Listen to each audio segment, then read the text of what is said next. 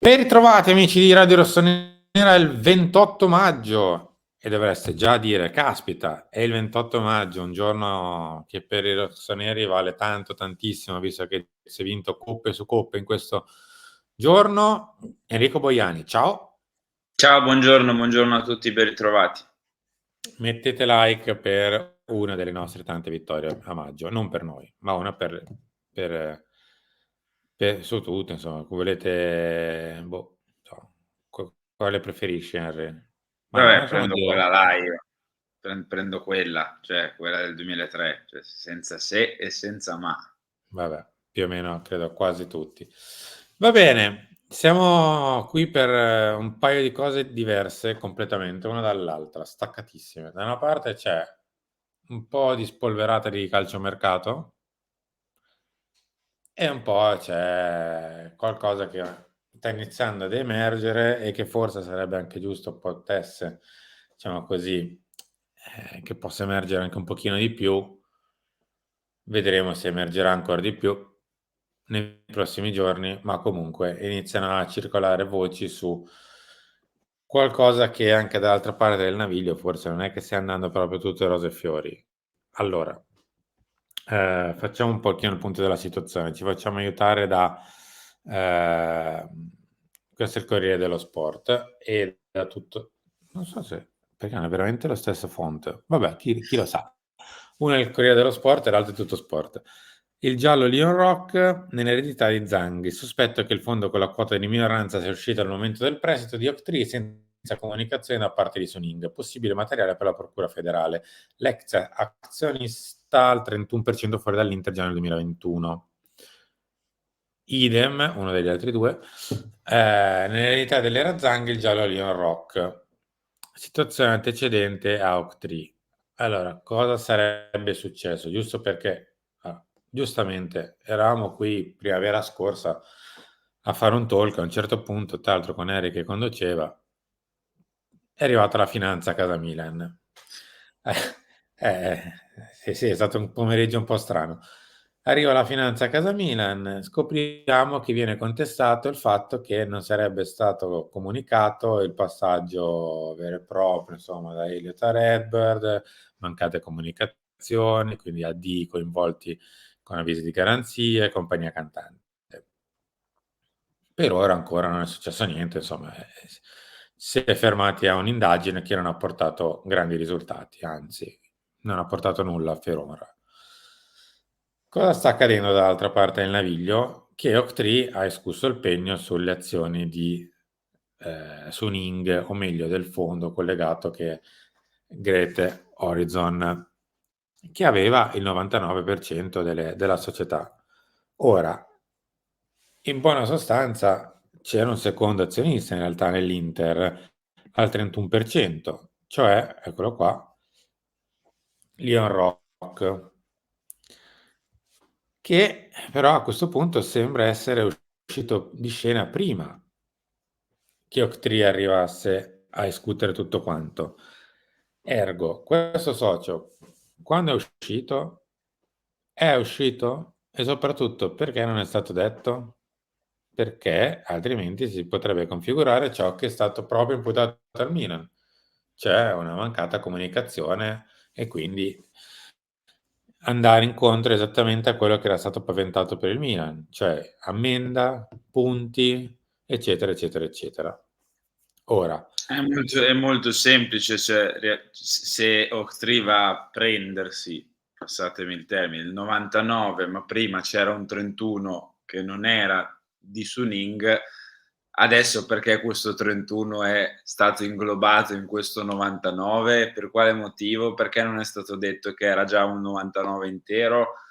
È questo, in soldoni, ecco, riassumendo per i meno, diciamo, abituati mm, a queste questioni. Punti di domanda che continuano a nascere, sì.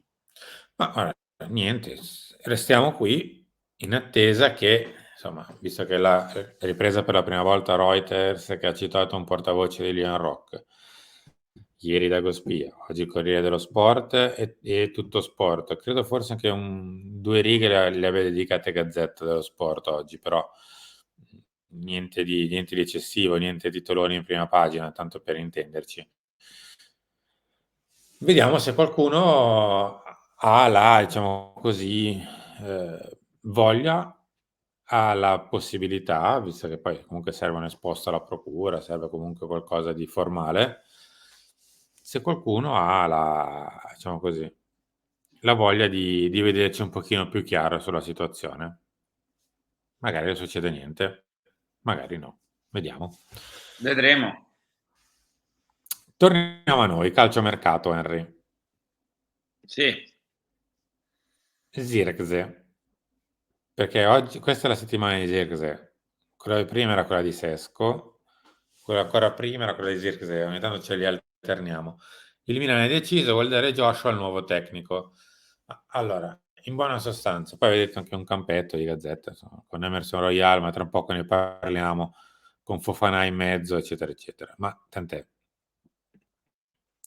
Piccola questione. Allora, che Zirkzee piace al Milan non è il segreto di Pulcinella, nel senso lo sanno tutti, lo sanno veramente tutti. Il Milan l'ha seguito dal vivo, l'ha seguito non dal vivo, ha fatto già 2 chiacchiere con gli agenti, eccetera, eccetera, eccetera, eccetera. Questo non è un segreto, assolutamente no. C'è un però, che a fronte di una clausola da affare, da piccolo grande affare, visto che comunque vale 40 e se valuti un giocatore come Zirkzee possibilmente la tua punta titolare per i prossimi anni 40 è un'ottima cifra visto il mercato attuale delle punte, così giovane eccetera. C'è una questione legata agli agenti che al momento di stipulare anche la clausola stessa sono tenuti la possibilità di essere una parte importante, diciamo così, per essere proprio un po' naif nella Vabbè, questione. Quindi, raga, la differenza la fan le commissioni, cioè detta sì, molto ecco, magari è proprio. stato un po' più No, cioè, perché è così, ma perché ormai il calcio di oggi è così, Simo, cioè non dobbiamo più prenderci in giro, cioè il calcio di oggi funziona così. In contratti magari a più breve termine, con cifre un po' più basse, per fare magari più movimenti, questi movimenti sono in mano più agli agenti, procuratori, avvocati, chi si occupa dei calciatori, che alle squadre di club, che hanno molta meno potenza, cioè questo è il quadro del calcio attuale e giustamente cioè, ci si adegua a quello che è il momento storico. Non sto dicendo che sia giusto o sbagliato, ognuno ha il suo pensiero. Magari qualcuno pensa che i club debbano avere più potere in queste cose, qualcuno pensa che gli agenti invece fanno bene a fare i propri interessi, ognuno è libero di pensare quello che vuole. Però nel calcio attuale ci si adegua. L'adeguamento del 2024 è se ho una clausola da 40 milioni per un giocatore del genere, le commissioni agli agenti fanno la differenza. Giusto o sbagliato? Non sta a me né a te né a noi dirlo. certo. È così. E se vuoi Zirkzee ti devi adeguare a questa cosa. Fine dei discorsi. Molto semplice. Eh sì, non Scusate il basterà realismo, però questo è, cioè. no, ma è vero, cioè non si scappa. Se vuoi Zirkzee devi convincere Kia Joorabchian, che è il suo agente, che già in passato ha deciso più o meno per lui, a un certo punto, quando dopo il Parma è andato all'Anderlecht e lì, insomma, Zirkzee voleva anche restare per avere un minimo di continuità e invece Kia ha detto: "No, no, se torna in Italia si va al Bologna". Non è che l'ha preso di forza, ci mancherebbe, però ne ha indirizzato la scelta Sì, e cara grazia quando per Zirkzee, tra l'altro. sì, e col senno di poi credo che sia stato anche un leggerissimo bene, ma al momento anche di stipulare la clausola si è mantenuto un certo margine di operatività, chiamiamolo così, sulla prossima operazione in uscita, cioè sulla prossimo spostamento di Zirkzee. E quindi bisogna andare a parlare con lui. Dovremmo, tra virgolette, passatemi il termine, diciamo così, obbligarci a fare qualcosa che difficilmente abbiamo fatto negli ultimi anni, nel caso. Vabbè. Nel mentre, a proposito di agenti, ieri l'agente Stefano Castagna è stato a casa Milan nel pomeriggio per fare 2 chiacchiere iniziali per Emerson Royal. niente ancora di definito, ma 2 chiacchiere sì, in sede con la gente. Ora, Gazzetta spara 30.000.000, ma 30.000.000 credo che li valesse forse 5 anni fa, 4 anni fa forse. Perché, Sì, 30.000.000 per un è una ragazzo che gazzetta di qualche anno fa questa, non è una è un ragazzo che vabbè. quest'anno ha fatto il titolare su le dita di 2 mani. Stop. Al Tottenham. E ha fatto tipo quanti? 1000 minuti? 1100? 1.100. 1100 minuti. 30.000.000, cioè il mio falegname con 30.000.000 lo faceva meglio, altro che 30.000.000 Emerson Royal, cioè, onestamente mi sembrano cifre, cioè, non dico che vai a prenderti Cancelo quasi di questi tempi con 30.000.000, viste le combutte che ha in giro per l'Europa con le squadre in cui gioca, ma quasi. Cioè, quindi, mi sembra una No, cifra ma dai, veramente anche qui astronomica. dividiamola in 2. Interessa e piace? Sì. Assolutamente. 30.000.000 Anche a me piace, non è un ovviamente, giocatore che mi dispiace. cioè 30 è una cifra che non sta né in cielo né in terra. Cioè, per Ma dirti, astronomica, Transfermarkt, ripeto. tanto che ne fa 18 la valutazione. No, ma infatti, ma sì, ma 15, 18 ci può anche stare, comunque un giocatore ancora non c abbastanza giovane, di prospettiva, Sì, sì, però eh?